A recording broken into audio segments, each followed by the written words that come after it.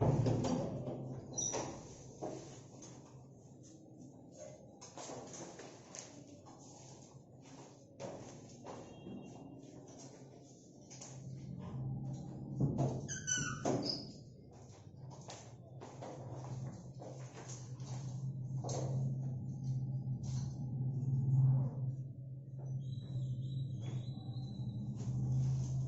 morning everyone. Today we are going to learn the farm balance sheet. In the last lecture we learned about farm profit and loss. પછી farm profit and loss માંથી profit આવ્યો અથવા loss થયો તો એનું શું કરવાનું, એને ક્યાંય ટ્રાન્સફર કરવો પડે. We have to transfer. તો where will be transferring? તો ઈ આવે આપણા કેપિટલ અકાઉન્ટમાં. કેપિટલ એટલે શું? What is meant by capital? ગુજરાતીમાં કહીએ તો મૂડી. જે પૈસા બિઝનેસ શરૂ કર્યો ત્યારે રોક્યા હતા બિઝનેસમાં, એને આપણે શું કહીશું? કેપિટલ. એને આપણે શું કહીશું? I will give you the definition in English. An amount invested by businessmen in business. An amount invested by businessmen in business is known as capital. શું કહેવાય એને? મારે બિઝનેસ સ્ટાર્ટ કરવો છે. તું કહીશ હેલો બિઝનેસ ભાઈ આવી જાવ તો આપણે ચાલુ થઈ જઈએ, એમ થશે? આપણે પહેલા બિઝનેસ માટે લેન્ડ કઈ જગ્યાએ કરવો છે નક્કી કરવી પડશે. Yes or no? યસ. પછી એમાં શું રિક્વાયરમેન્ટ છે એનું લિસ્ટ બનાવવું પડશે. જે રિક્વાયરમેન્ટ શું? હા, મારે 5 લાખ રૂપિયાનું મશીન લેવાનું થયું. મશીન વાળા પાસે કીધું બિઝનેસ ચાલુ કરું, આપી દે તો ભાઈ આપી દેશે? હા, આપી દે ઓળખતો હોય તો. પણ મને વેલા મોડા એને શું દેવા પડશે? ઈ પૈસાનું શું કરીશ? રોકાણ. ઈ પૈસાથી હું મશીન લઈને આવ્યો તો મારો બિઝનેસ ચાલુ થયો. યસ ઓર નો? એટલે જી પણ ખર્ચો બિઝનેસને શરૂ કરવાનો અથવા બિઝનેસમાં રોકાણ કરવું, મારા પોતાના બિઝનેસમાં હો. An amount invested by businessman in his own business. નહીતર બીજું શું થાય? હું એમ કોઈ કંપનીના શેર્સ લઉં, એ ઇન્વેસ્ટમેન્ટ જ થયું, પણ એ કેપિટલ નથી, ઇન્વેસ્ટમેન્ટ છે. એ શું છે? એ બિઝનેસ કરવાના પર્પસથી નથી કર્યું, ઇન્વેસ્ટમેન્ટના પર્પસથી કર્યું, જેની પર મને ઇન્ટરેસ્ટ અથવા પ્રોફિટ મળશે. ઇન્ટરેસ્ટ મળે જનરલી. શેર્સમાં ઇન્વેસ્ટ કર્યું હોય તો ડિવિડન્ડ મળે. સમજાય છે? પણ બિઝનેસમાં ઇન્વેસ્ટ કરો અને વર્ષના અંતે જે મને મળે એ મારો શું હોય? પ્રોફિટ. આવડી બધી મહેનત બિઝનેસમેન કરતા હોય તો શું કામ કરતા હોય? To earn the profit. કારણ કે જો લેન્ડ હોય, 4 ફેક્ટર્સ ઓફ પ્રોડક્શન છે: land, labour, capital and entrepreneur. તો જમીનને શું મળે? ભાડું મળે, રેન્ટ. લેબર એટલે વર્કર્સ હોય, એને વેजेस મળે અથવા સેલેરી મળે. સમજાય છે? Land, labour. કેપિટલ ને શું મળે? ઇન્ટરેસ્ટ. કે મેં આ પૈસા બિઝનેસમાં રોકાણ કર્યા ના હોત તો મેં કઈ બેંકમાં કે કઈ એફડી બનાવીને રાખ્યા હોત તો મને બેંક વાળા શું દે વર્ષના અંત ઉપર? એટલે જો જમીન હતું એને શું મળ્યું? Rent. Land gets rent, labour gets wages or salary, capital gets interest, and entrepreneur or businessman, whatever you say, એ શું કામ મહેનત કરે હોય? સમાજ સેવા કરવાનો શોખ જાગ્યો એને, એ બધું બોલવાનું હોય. મેઇન મુદ્દો શું હોય? પાપી પેટને પૈસા દેવાના.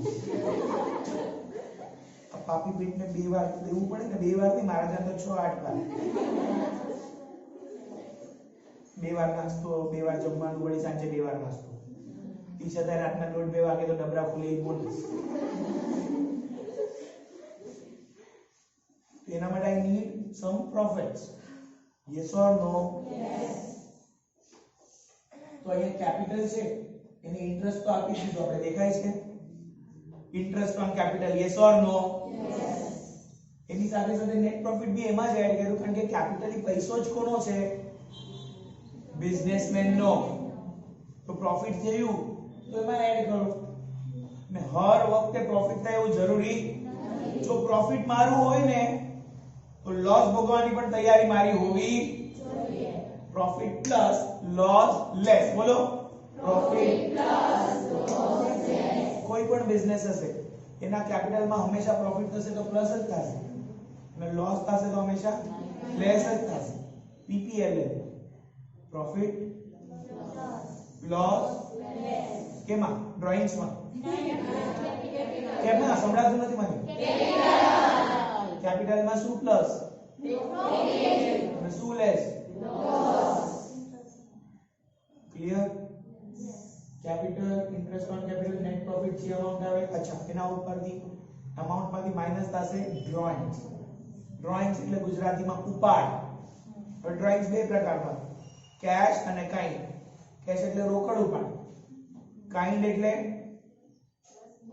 વસ્તુ લીધી હોય ને જે બિઝનેસમાં માલ સામાન તો ખેતીવાડી છે મેં તમને કાલે બી સમજાવ્યું હતું કે પોતાના ઘરે ઘઉં ચોખા બાજરો લઈને જાય જોતા હોય પછી વેચવા જાય પોતાના ફાર્મની આજુબાજુમાં કેરીના ઝાડ આવ્યા તો કેરી ઉતરે એમાંથી એને જી જોતી હોય 10 કિલો 20 કિલો 25 કિલો પહેલા લઈએ પછી માળ વેચવા મોકલે યસ ઓર નો ઈ બધું એનું શું થયું કહેવાય ડ્રોઈંગ્સ ભલે હિસાબ ના રાખે તો બી ચાલે પણ હિસાબ ના રાખે તો ખબર ના પડે ને મને નફો થાય છે કે ઈ એટલી બધી વસ્તુ ઉપાડ કરી લે તો એ પોતે લઈ જાય પોતાના કાકાને કરી દે ફૂઈના કરી દે મામાને દે માસીને દે ને પછી છેલ્લે કે મને લોસ થયું કારણ કે એનો ડ્રોઈંગ્સ નો હિસાબ ન રાખ્યો હોય તો ઈ વાત ગલત છે ઓળું વસ્તુ તો લઈ ગયો ને મફતમાં કઈ થાતું એટલે ડ્રોઈંગ્સ બંને હોય કેશ બી હોય કાઇન્ડ બી હોય ના સમજાવ હા કે ના ક્લિયર એના પછી શું છે રિઝર્વ્સ એન્ડ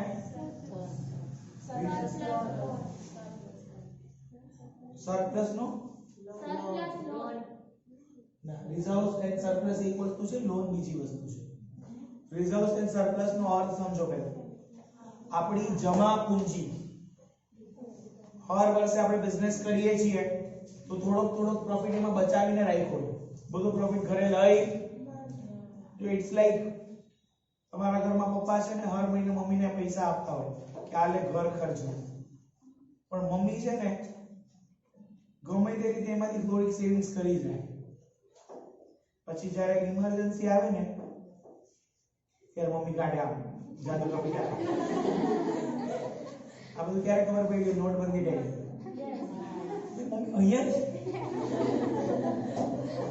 શું કામ મમ્મીનો ઇન્ટેન્શન શું હોય કે ક્યારેક એવું કંઈક ઇમરજન્સી આવી જરૂર પડી તો આપણે એને વાપરી અથવા મમ્મીને શું હોય તમારે બધી રસોઈ પછી દીકરીઓ મળી હોય તો એના માટે આપણે થોડીક અત્યારથી તૈયારી ચાલુ કરીએ 5-10 વર્ષ પછી ભારી એટલે હર વર્ષે મમ્મી કે 2 તોલા સોનું કરીને રાખી દઈએ તો દેવાનું થાય ત્યારે વાંધો સેવિંગ્સ સમજાય છે તમને બેસિકલી એવી જ રીતના બિઝનેસમાં પણ થોડી ઘણી સેવિંગ્સ હોવી બહુ એને આપણે કહીએ રિઝર્વ્સ એન્ડ સરપ્લસ એમાં જૂના બધા પ્રોફિટ્સ એડ થયા હોય અને જ્યારે ઇમરજન્સી આવે જરૂર હોય ત્યારે જ એનો ઉપયોગ કરવાનો હોય અથવા કોઈ નવા એસેટની ઇન્વેસ્ટમેન્ટ કરવી છે ત્યારે એકારે પૈસા ક્યાંથી લેશો તો કંઈક જમા કરેલા હશે તો કામ આવશે ઇટ્સ લાઈક તમારે ઘર લેવું છે તો બેંક લોન દેવા તૈયાર હોય પણ પૂરી લોન ના દે અમુક 10-20-25% તમારા પણ હોવા જોઈએ તો બેંક કે આની આટલી તૈયારી છે એનો મતલબ કે મારો હફતો પણ પછી આરામથી ભરશે કે 10-20% એને આટલા વર્ષમાં બચાવ્યું એનો મતલબ એને કંઈક સેવ કરવાની આદત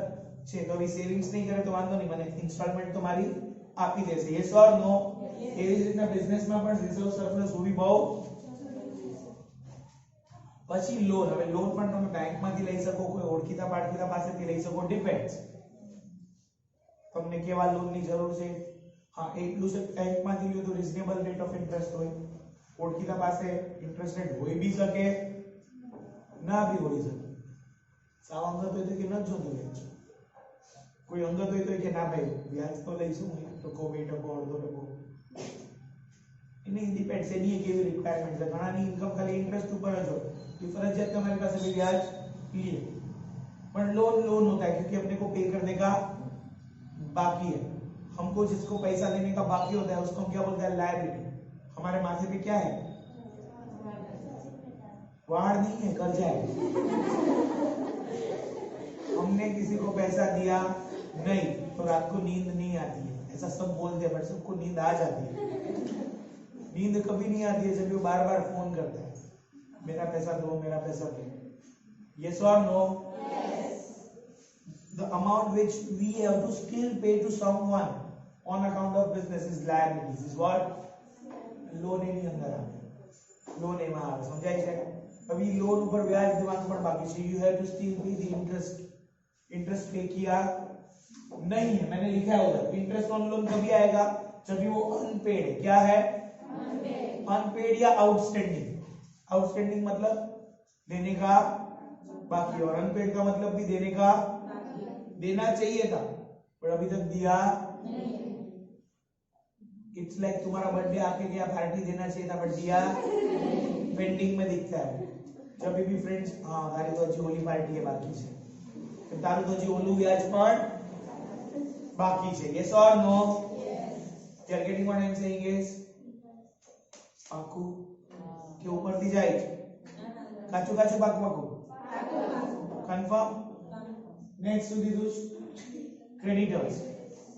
ક્રેડિટર્સ એટલે દેવાદાર, લેણદાર. ઓકે, થોડું કન્ફ્યુઝન. ગુજરાતીથી એટલો હું વાકેફ નથી આ ટર્મ્સના મામલામાં. આમ બહુ સારું ગુજરાતી છે. ક્રેડિટર્સ મતલબ આપણે જેને પૈસા દેવાના બાકી છે એની પાસેથી આપણે બિયારણ અથવા કંઈ માલ, કંઈ વસ્તુ ઉધાર લઈને આવ્યા પણ હજી સુધી એની પૈસા આપ્યા ક્લિયર. આફ્ટર ક્રેડિટર્સ બચાવ ત્યાં છે અધર પ્રોવિઝન્સ, કે લાઇટ બિલ ભરવાનું બાકી છે, આઉટસ્ટેન્ડિંગ ઇલેક્ટ્રિસિટી બિલ, કંઈ પગાર ચૂકવવાના બાકી છે તો આઉટસ્ટેન્ડિંગ સેલેરી. સમજે છે? બિઝનેસ છે તો 31 માર્ચે બધા જ હિસાબ પૂરા થઈ જાય એવું જરૂરી નહીં. બાકી છે તો એ નોર્મલ વસ્તુ છે, થોડું ઘણું તો ચાલતું હોય. થોડુંક આપણે કોઈને ઉધાર દેતા હોય, થોડુંક આપણે કોઈ પાસેથી ઉધાર લીધેલું હોય. સમજાય છે તમને? Yes everyone of you? હા કે ના? બસ અહીંયા આપણી લાયબિલિટી સાઈડ વિરામ લે છે. એના પછી આઉટસ્ટેન્ડિંગ માં બી છે કે ચૂકવવાનું બાકી છે. હવે એવી જ રીતના બીજી સાઈડ છે એસેટ્સ. ગુજરાતીમાં સંપત્તિ, મિલકત કયો થાય? મિલકત, સંપત્તિ, મિલકત. મિલકત એટલે સંપત્તિ થાય ને આમ તો. એમાં સૌથી પહેલા શું છે? Fixed assets. You know what how many types of assets are there? જો પેલા ફિક્સ્ડ ની અંદર પાછી બે આવશે, ટેન્જિબલ, ઇન્ટેન્જિબલ. હું એટલે કહું છું તમે પેલા ભણેલા છો પણ ઇંગ્લિશમાં ભણેલા બહુ ઓછા લોકો છે. ઇંગ્લિશમાં અમારા કેટલા સ્ટુડન્ટ છે?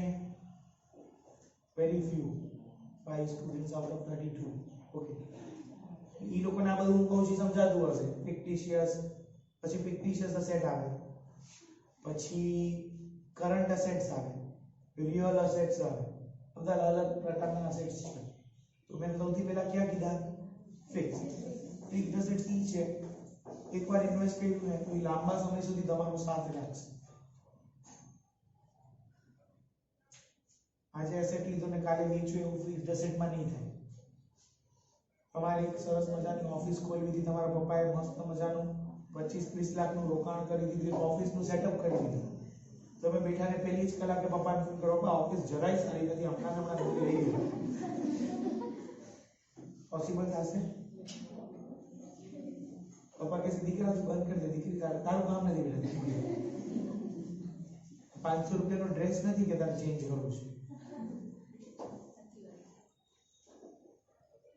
ये ऑफिस कम से कम तुम्हारे 15, 20, 25, 50 वर्ष चलावी જ પડશે. બીજો ઓપ્શન આમ બિઝનેસ બંધ જ કરી દો તો વસ્તુ અલગ છે, બાકી જો રનિંગ બિઝનેસ હશે. ફિક્સ્ડ એસેટ્સ એવા એસેટ્સ છે જેમાં રોકાણ થઈ જાય પછી લાંબા સમય સુધી તમારી પાસે રહે. એમાં બે પ્રકારના છે, tangible, intangible. Tangible assets, assets which can be seen, which can be touch, પાછું બોલું, seen, touch અને felt. મેં સુતા ખુરશી છે, જોઈ શકે? હા. ફીલ કરાય? હા. પડાય, ટચ કરાય? હા. Tangible assets.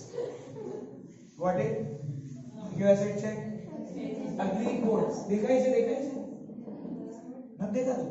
દેખાય છે. ટચ ફીલ થાય કે બોર્ડ છે? આય જ નથી દેખાતું. જોયા વગર બી ફીલ થાય બોર્ડ જ છે. યસ ઓર નો? કયો એસેટ છે? ટેન્જિબલ.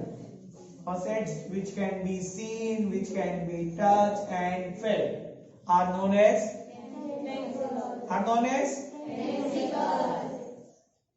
એવી જ રીતના intangible assets. Assets which cannot be seen, જોઈ ના શકાય. It cannot be touched, touch પણ થાય, only can be felt, એને ખાલી મહેસૂસ કરી શકો. એ એસેટ ક્યાં છે આપણા? અરે એ એસેટ્સ ઇન્ટેન્જિબલ છે. એક્ઝામ્પલ્સ માં આવશું આપણે. એ એસેટ્સ ક્યાં છે આપણા? ઇન્ટેન્જિબલ. હવે હું તમને કહું છું ડેફિનેશન, એમાંથી તમારે મને કહેવાનું મેં કયો ડેફિનેશન કીધું, ટેન્જિબલ નો કીધો કે intangible. Assets which can be seen, touched and felt. Tangible. Assets which can be seen, touched and felt. Tangible.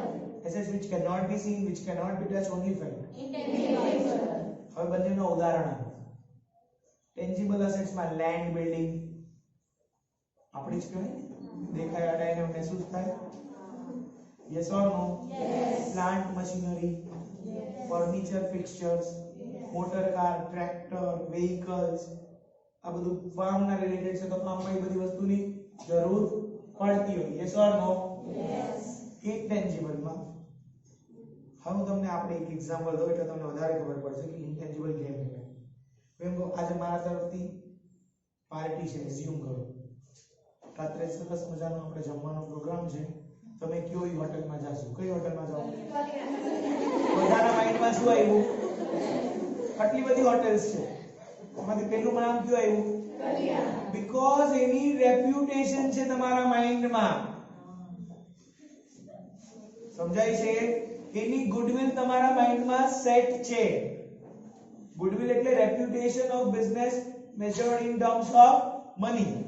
જેટલા કસ્ટમરના સારા રિવ્યુ એટલી એની મની વેલ્યુ સારી. સપોઝ હું કલ્યાણનો ઓનર, તો સચિનભાઈ દત્તાણી મારા મામા થાય, ઈ ઓનર છે દૂરના, પણ એમને પાસેથી મેં બિઝનેસ ખરીદી લીધો અને નામ ને મેં જ રાખ્યું સપોઝ, તો લોકોને ખબર નથી ઓનર ચેન્જ થયો, લોકો શું વિચારીને આવે છે? કલ્યાણ. સમજાય છે તમને? Yes or no? યસ. કે કલ્યાણ હોટલની ગુડવિલ બહુ સારી છે, ઓ એનો સ્ટાફ બહુ સારો, એનો ટેસ્ટ બહુ સારો, હાઇજેનિક બહુ છે, વ્યવસ્થિત બધું. સમજાય છે? સર્વિસ બહુ સારી આપે છે, બધું A1 ક્વોલિટીનો માલ વાપરે છે. બધાના માઇન્ડમાં ઈ સેટ છે? હા કે ના?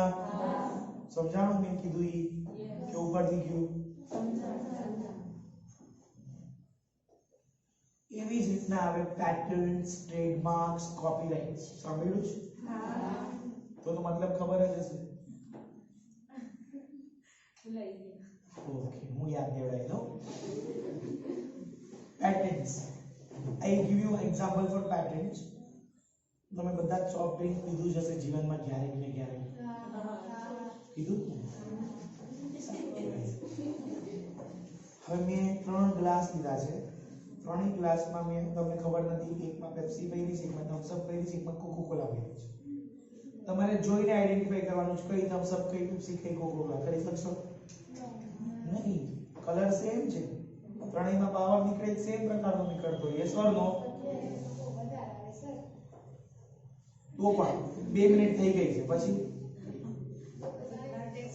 ના થાય. હું તમને એક્ઝામ્પલ દઉં, તમને કેમ ખબર પડશે? તમે જ્યારે સ્ટીપ લેશો, જેમાં છે ને સ્ટ્રોંગ ગેસ નીકળી ગયો ને અને સાવ ઓછું મોડું છે, that is your Thums up. Thums up બહુ સ્ટ્રોંગ હોય એટલે ગેસ વધારે નીકળે તો એનો અસર બી એ રીતની થઈ જાય. સમજાય છે? કોકો કોલા છે ને બહુ મીઠી હશે અને એમાં ગેસનું પ્રમાણ ઓછું છે એટલે ઓછો જ નીકળ્યો હશે, તો કોકો કોલા પીવાના ત્રણેય કરતા વધારે મજા આવશે. સમજાય છે? કારણ કે એમાં ગેસનું પ્રમાણ પહેલેથી, અને જે બહુ મીઠી બી નથી, બહુ ગેસ બી નથી, નોર્મલ છે, રિફ્રેશ. આમાં ત્રણેયમાં બનાવવાનો પ્રકાર સેમ જ છે. ત્રણેયમાં વોટર યુઝ થાય, હા. ફ્લેવર યુઝ થાય, હા. ગેસ કન્ટેન્ટ યુઝ થાય, હા. પણ કોઈમાં ગેસ કન્ટેન્ટ બહુ વધારે પ્રમાણમાં અને કોઈમાં ગેસ કન્ટેન્ટ બહુ ઓછા પ્રમાણમાં. શુગર કોઈકમાં બહુ વધારે છે, કોઈકમાં બહુ ઓછી છે, કોઈકમાં માપે છે. જે વસ્તુ છે ને એ તો બધી બનાવવાની શું છે સેમ, પણ એમાં મિક્સિંગ નો પ્રકાર થોડો ઉપર નીચે છે. અને ત્રણેય કંપનીએ પોતપોતાની રીતને બનાવવાની પેટન્ટ કરી રાખી છે. એનો જે ફોર્મ્યુલા છે એ પેટન્ટ કર્યો છે ભાઈ, એને કોઈ કોપી કરી ઇફ યુ કોપી, તમે એક લીગલ ગુનો કર્યો છે, તમારી ઉપર કેસ લાગી શકે, થઈ શકે. સમજાય છે તમને?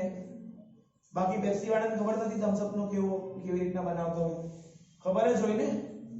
હા કે ના? થમ્સ અપ વાળાને ખબર છે કે પેપ્સી ને કોકો કોલા કેમ બને છે, પણ એકબીજાને બનાવતા, કારણ કે બધાના પેટન્ટ લીધેલા છે. આ જ વસ્તુ મેડિસિન કંપનીમાં થાય. ડોક્ટર છે ને તમને ડ્રગ નું નામ આપે કે આ બીમારી થઈ તો આ ડ્રગ લ્યો, પછી ડ્રગ છે ને બ્રાન્ડમાં કન્વર્ટ થઈ ગયું, સિપ્લામાં અને રોઝ ગોલ્ડમાં અલગ અલગ કંપનીઓ છે ફાર્માસ્યુટિકલ્સ. બાકી દવાનું કન્ટેન્ટ બધામાં શું છે? પછી લોકો શું કરે ખબર છે? કલર નાખે, કોઈ શેપ નાખે, કોઈ કેપ્સ્યુલ ફોર્મમાં કરે, કોઈ ગોળીના ફોર્મમાં કરે. સમજાય છે? બાકી દવા તો એમાં ડ્રગ જે હોય ને મેઇન કન્ટેન્ટ એ અલગ ના હોઈ શકે. તાવની દવા એટલી તો જનરલી જે છે. હવે અત્યારે પેરાસિટામોલ તમે બહુ વચ્ચે સાંભળ્યું હશે, તો પેરાસિટામોલ મેન્યુફેક્ચર કરવા વાળી ઘણી કંપનીઓ છે, પણ પેરાસિટામોલ ડ્રગ નું નામ છે. સમજાય છે કહું છું તમને? હા કે ના? તો પેટન્ટ સમજાણું તમને કે મેં મારા કંપનીની કે કોઈ વસ્તુની પેટન્ટ લઈ લીધી, પછી એને કોઈ કોપી કરી શકતા. પેટન્ટ થી હજી આગળ એક સ્ટેપ આવે કોપીરાઇટ્સ. શું આવે? કોપીરાઇટ્સ. એમાં પણ તમારા લેવલનું એક એક્ઝામ્પલ દઉં.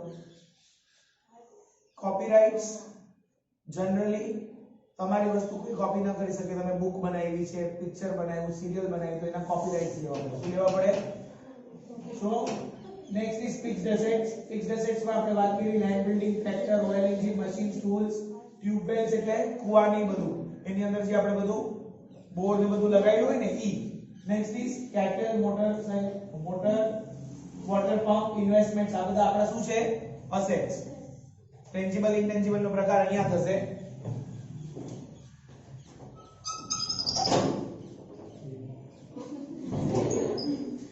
એના પછી છે અહીંયા કરંટ એસેટ્સ. કરંટ એસેટ્સ એવા છે જે આપણે ઘણી ખરીદી કરી અને ઘણી વેચીએ. સ્ટોક આજે લીધો, આજે જ વેચો, કાલ પાછો લેશું, આજે બી પાછો લઈ શકીએ. યસ ઓર નો? એટલે જેની બેલેન્સ સતત ચેન્જ થતી હોય. કેશ અત્યારે 10,000 કિસ્સામાં છે, 4,000 કોઈકને આવ્યા, વળી 15,000 આવ્યા, વળી 3,000 દીધા. સતત ઇનફ્લો આઉટફ્લો એનો ચાલુ હોય. એની બેલેન્સ ફિક્સ ના હોય, વર્ષમાં બહુ ઉપર નીચે થતા હોય. કેશ, તમારું ડેટર્સ, જેની પાસે પૈસા આવવાના બાકી, પછી વળી માલ મોકલેલો, વળી આવવાના બાકી, આવે જાય આવે જાય. ઈ બધી વસ્તુ કેમાં આવશે? કરંટ એસેટમાં. પછી આપણો બધો માલ વહીતો છે, ઘઉં ચોખા આપણે વેચતા હોય તો ફેંકી દેવાના, તો ગ્રેન નો સ્ટોક છે, લૂઝ ટૂલ્સ છે, ફર્ટિલાઇઝર્સ એટલે ખાતર, પેસ્ટિસાઇડ્સ, આ કાલ બધું ઓપનિંગ સ્ટોકમાં આવ્યું હતું ને, ઈ બધી વસ્તુઓ છે. તમે જોવો તો સીડ્સ, ક્રોપ કેટલો ફિલ્ડમાં છે, અધર સ્ટોક ઈ બધું. ડેટર્સ વિશે આપણે વાત કરી. આપણે કોઈકને લોન આપી છે તો loans and advance, bank, cash in miscellaneous, these are the things which comes under your balance sheet. અને બંને સાઈડ ઓટોમેટિકલી શું થશે? Tally. Copy down this in your book.